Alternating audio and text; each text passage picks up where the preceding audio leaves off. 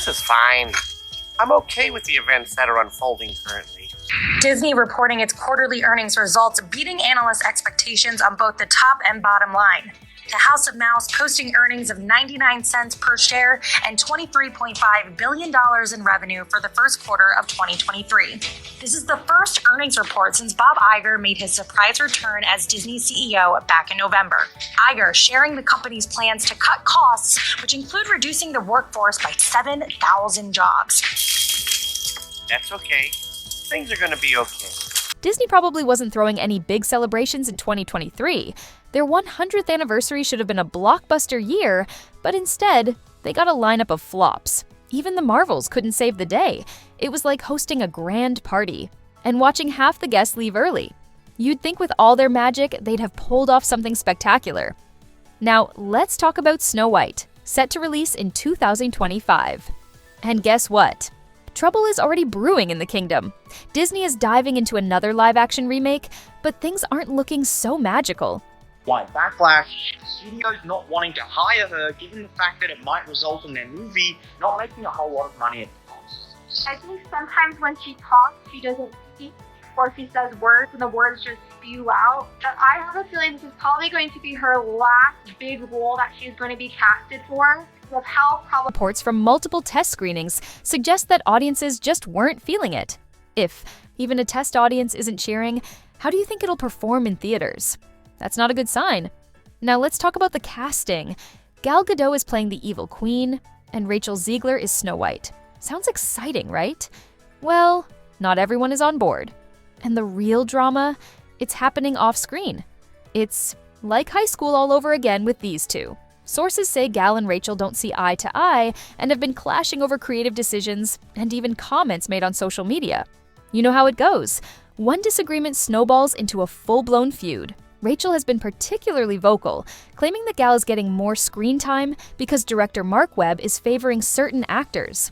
Imagine working hard on your role, only to see your scenes getting cut left and right.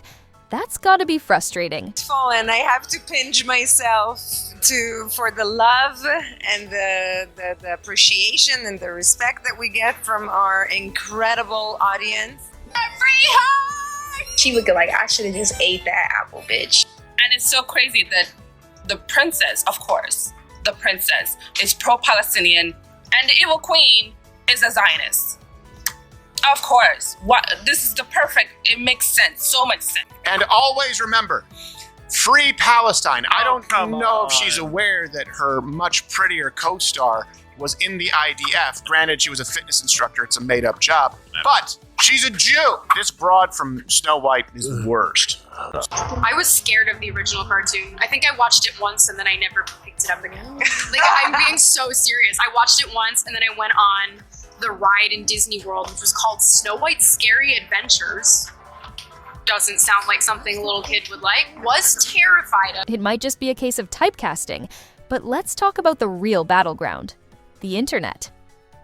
Gal Gadot wasn't just playing the queen. On set, she took that energy straight to the boardroom. Reports say she convinced Disney's top execs to step in and ask Rachel to delete some controversial social media posts. But Rachel, she wasn't having any of it. She stood her ground and flat out refused to take them down. At this point, it's no longer just a simple disagreement. It's a full-on battle of wills unfolding for the whole world to see. Imagine casually scrolling through your feed, and suddenly you're caught in the middle of Hollywood's latest feud. It's all new news. We just broke out with this news, and I'm very, very, very excited and looking forward to play the evil queen.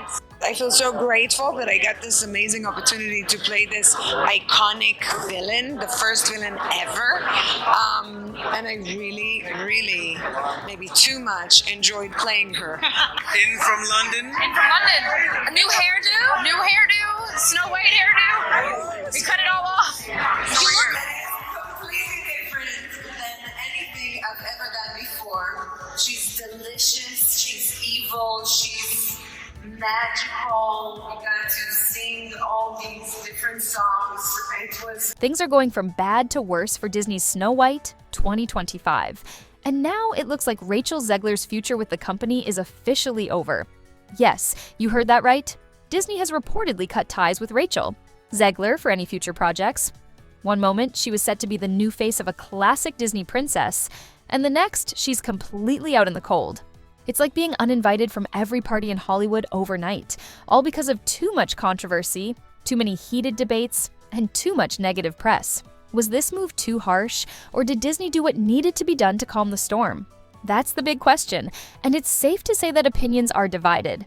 Behind the scenes, Disney HQ is scrambling to do damage control. With all the bad press, failed marketing strategies, and tensions between Zegler and Gal Gadot, they're desperately trying to keep this ship from sinking.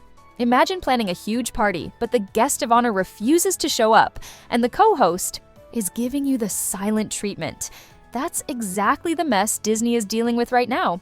They're rearranging press tours, adjusting promotional events, and trying to put out fires before the movie's release. But here's the thing, people aren't buying it. The audience sees through the last-minute PR stunts, and Disney is sweating bullets trying to make it all look seamless. Adding fuel to the fire, fans are now calling out Disney for staging promotional events. Photos of Rachel Zegler surrounded by little girls dressed as Snow White are circulating, but people are pointing out how forced and artificial it all looks. These weren't just random fans. They were reportedly brought in specifically for the photo op, with Disney making sure they wore the right costumes to create the perfect media moment.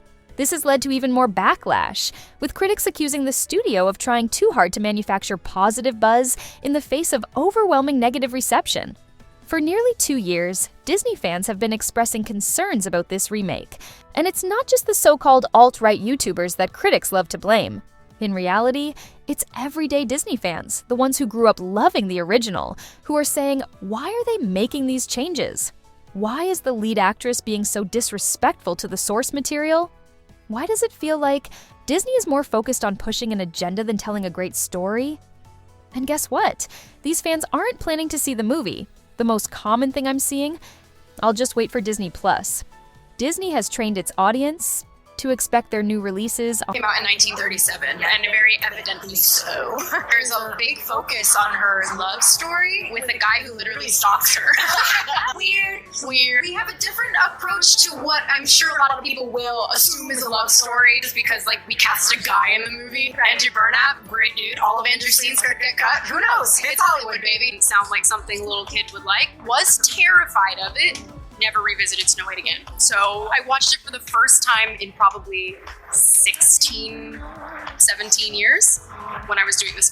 It's just the weirdest thing, but it always happens to me, and I always have to just pretend that I don't always spend my time here, I swear to God. Is that your favorite ride? I mean, that's a weird... Streaming just a few months after they hit theaters.